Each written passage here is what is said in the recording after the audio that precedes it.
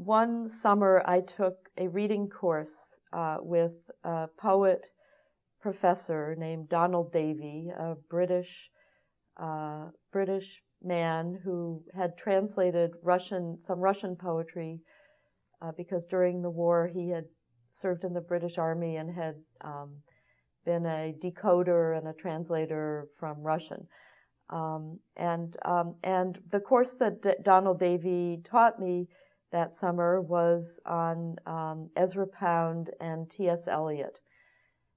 And Donald Davey was a very important teacher for me, a very fatherly figure, academically speaking.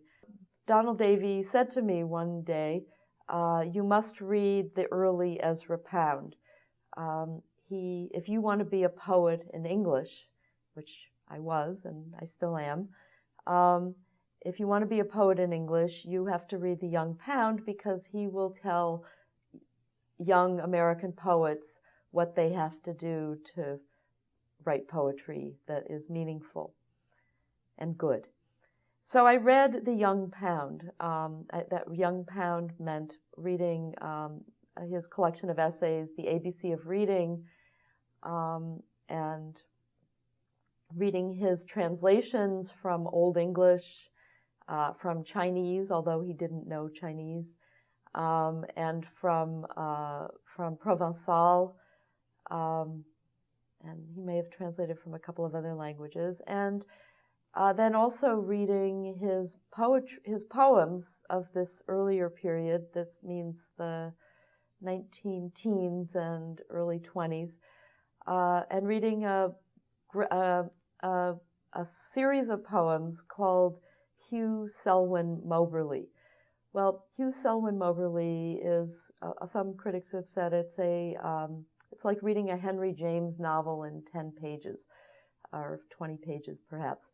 It's a very dense, condensed series of poems, and honestly, at this moment, I don't remember very much about it, except that there was a character called the Jew, and Jew was spelled with a small j, and the Jew in Pound's poem had a hooked nose and a slouch, and was lascivious and greedy, and was an anti-Semitic stereotype.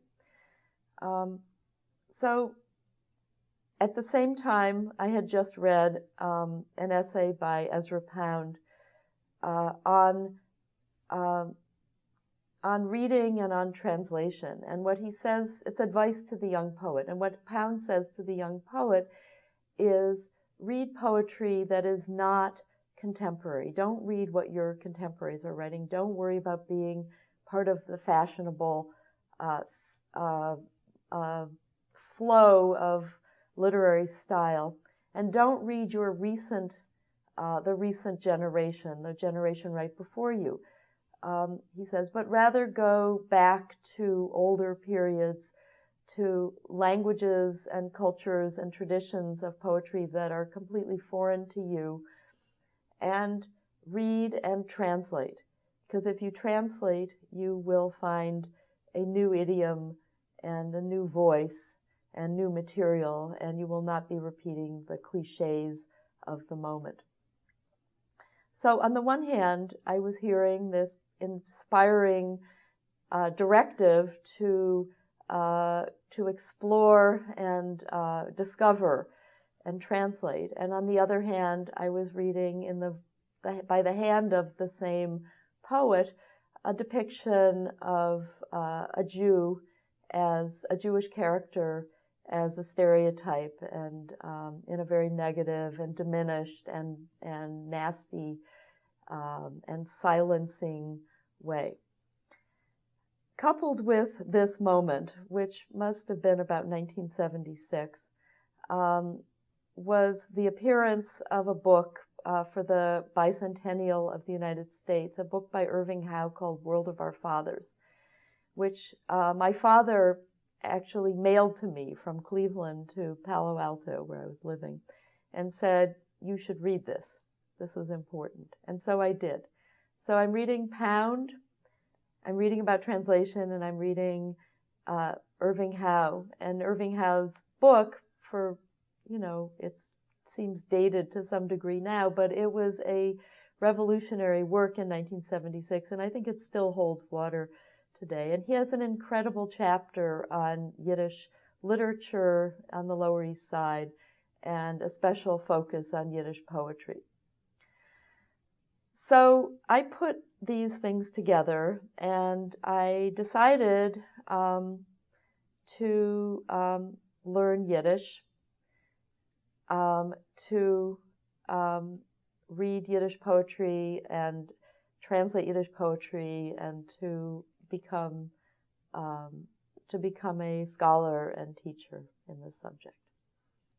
So I guess I told the story in a milder way than I usually tell it, but if you wanted a summary, I would say, how did I get to Yiddish? I got mad. I got really mad at Ezra Pound.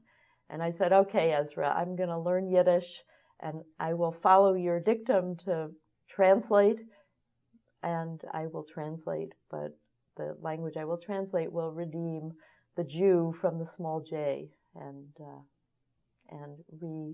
reformulate what a Jew is in poetry in America.